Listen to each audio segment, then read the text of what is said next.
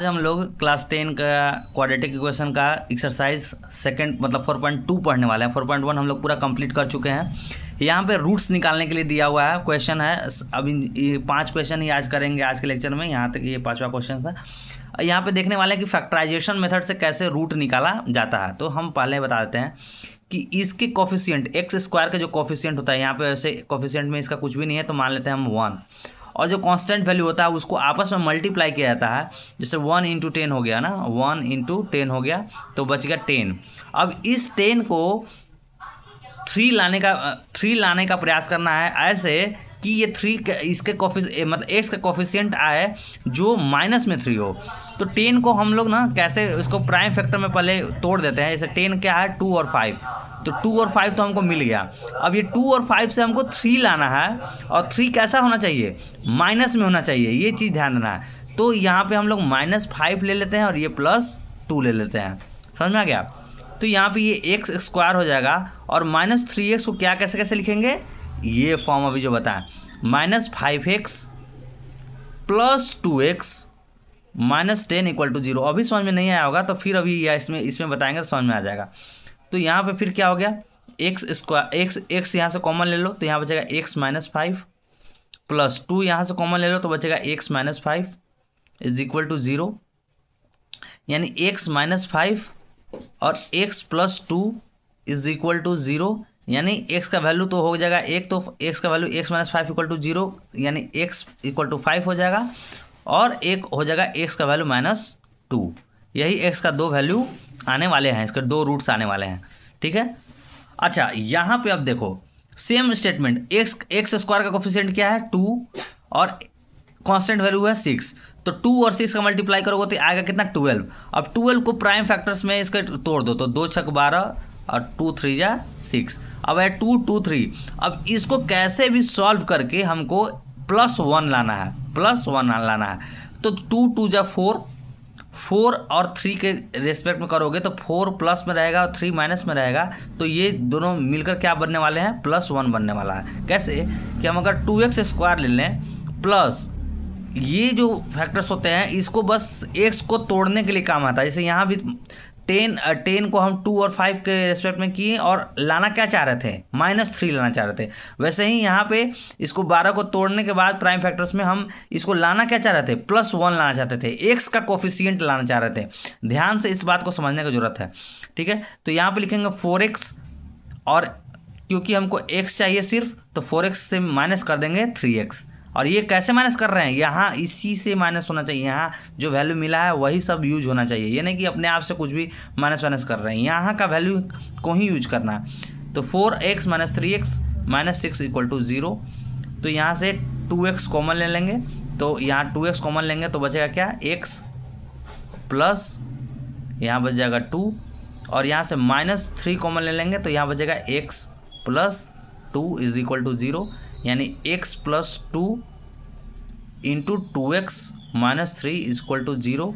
यानी कि x = 1 तो -2 आएगा, और x का वैल्यू 1 आएगा 3/2। ठीक है। इसको सॉल्व करोगे तो 2x - 3 = 0 है ना। तो इसको सॉल्व करोगे तो 2x = 3 होगा, फिर x = 3/2। ऐसे सॉल्व करते हैं ना। ये x + 2 को कैसे सॉल्व करेंगे, तो x + 2 को x + 2 = 0, तो x = -2। तो वैसे ही यहाँ पे -2 ये लिखे हुए हैं, है ना। ये 2 इसके रूट्स हैं। यहाँ भी वैसे ही किए हुए थे। ठीक है। x - 5 = 0 लिख के x = 5 आया था, और x + 2 = 0 लिख के x = -2 आएगा। चलो ये क्वेश्चन अभी थोड़ा रुक कर बताएंगे। ठीक है। क्योंकि ये क्वेश्चन में थोड़ा सा तो आप लोग को समझने का जरूरत रहेगा, तो इसको अभी के लिए पेंडिंग या बना देते हैं, अभी तुरंत ही बना देते हैं, वैसा कोई बात नहीं है। देखिए ये 5√2 है और ये √2 है, तो हम लोग क्या बोले कि इसको क्या करना होता है, मल्टीप्लाई करना होता है। तो 5√2 × √2, तो √2 क्या हो जाएगा, मल्टीप्लाई होकर 2 हो जाएगा। ये ऐड होता तो ये ऐसा ही रह जाता, ये ऐड होता ही नहीं, मल्टीप्लाई हो सकता है। क्यों, क्योंकि 5√2 और √2 का मल्टीप्लाई करोगे तो √2 × √2 हो जाएगा 2, और 5 × 2 हो जाएगा 10। तो 10 का प्राइम फैक्टर्स क्या जाएगा, 2 और 5 हो गया। अब ये 2 और 5 की मदद से हमको 7 बनाना है। तो 2 और 5 के हेल्प से हमको 7 बनाना है, तो हम लोग सिंपली देख सकते हैं कि दोनों को क्या कर देंगे, ऐड कर देंगे प्लस में। तो दोनों प्लस में ऐड कर देंगे तो +7 मिल जाएगा। ठीक है, तो यहाँ पे हो गया √2x² plus 5x plus 2x plus 5√2 is equal to 0। तो यहाँ से क्या हो गया, अब यहाँ पे हम x कॉमन ले लेंगे, तो x कॉमन ले लेंगे तो बचेगा क्या, √2x और यहाँ पे +5। इधर से सोचने वाला बात है, यही वाला जो अंदर है ना, यही इसके भी अंदर में, इसके बॉक्स के अंदर में यही चीज़ होना चाहिए। तो हम लोग √2x ले लिए और +5 ले लिए। तो यहाँ पे देखो, यहाँ पे लेने के बाद ना इसके अंदर से एक √2 बच गया और इसके अंदर से भी √2 बच जाएगा, तो वही √2 को बाहर निकाल दो। तो √2 इंटू, यही समझने के लिए हम सोचे थे कि इसको थोड़ा और टाइम देंगे। ये देखो कैसे लिखा जाता है, ये इसके बॉक्स में √2 + x + 5 है, तो यहाँ भी वही होता है। सब बॉक्स के अंदर में जो वैल्यू होते हैं ना वो सेम होता है, इसीलिए बाहर निकलता है वो, है ना, यहाँ पे। ठीक है, तो यहाँ पे इज इक्वल टू 0। तो यानी कि क्या क्या वैल्यू हो गया, √2x + 5 और x + √2। ये समझ में आया कि नहीं, पहले देखो, ये पहले क्या किए, ये कोफिशिएंट्स को, इसके कोफिशिएंट और इसके कोफिशिएंट को मल्टीप्लाई करना होता है, हम पहले ही बोल चुके हैं। वो मल्टीप्लाई यहाँ पे करने सिखाएं, 10 लाया, 2 5 आया, ये इसके फैक्टर, इसको इस पे लाना होता है, मतलब इसके वैल्यू को इस तरीके से लिखने होता है। तो 7 को 5 और 2 को डायरेक्ट ऐड करके लिखा जाता है।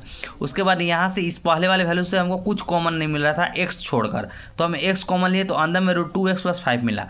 तो इसके अंदर में भी √2x + 5 होना चाहिए। तब जैसे ही √2x + 5 देखे तो हमको देखा कि दोनों के अंदर, ये दोनों वैल्यू में √2 था।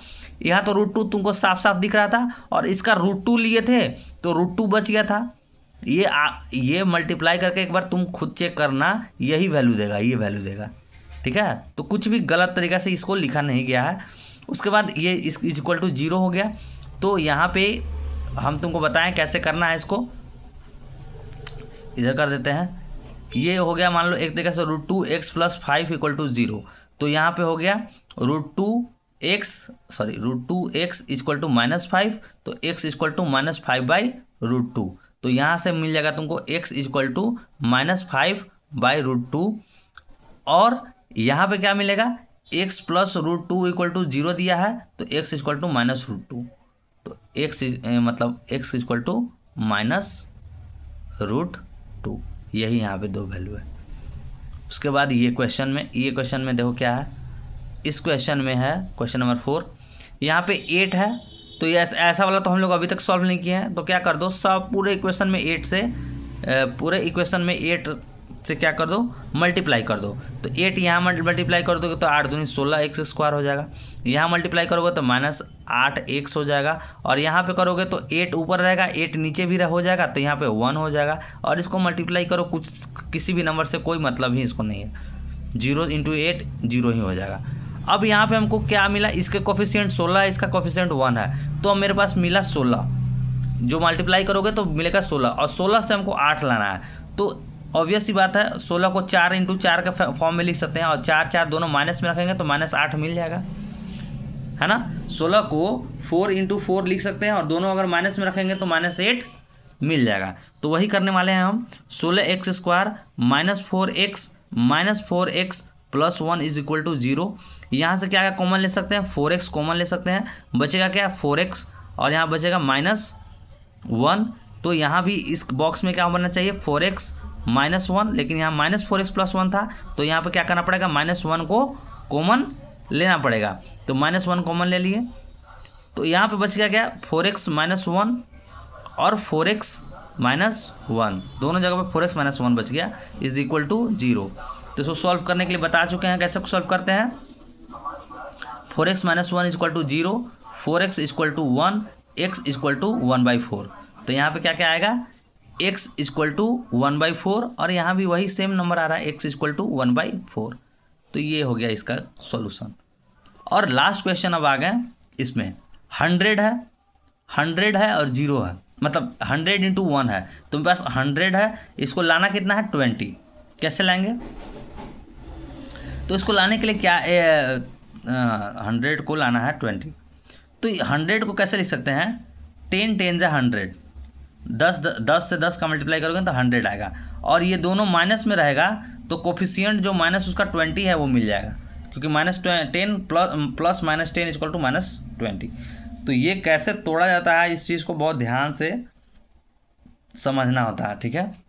इसी के लिए पूरा मेहनत किया जाता है फैक्टराइजेशन में। और भी प्रॉब्लम RS अग्रवाल बुक को आप लोग प्रीफर कीजिएगा बनाने के लिए, वहाँ से बहुत सारा प्रॉब्लम है तो वो समझ में आएगा।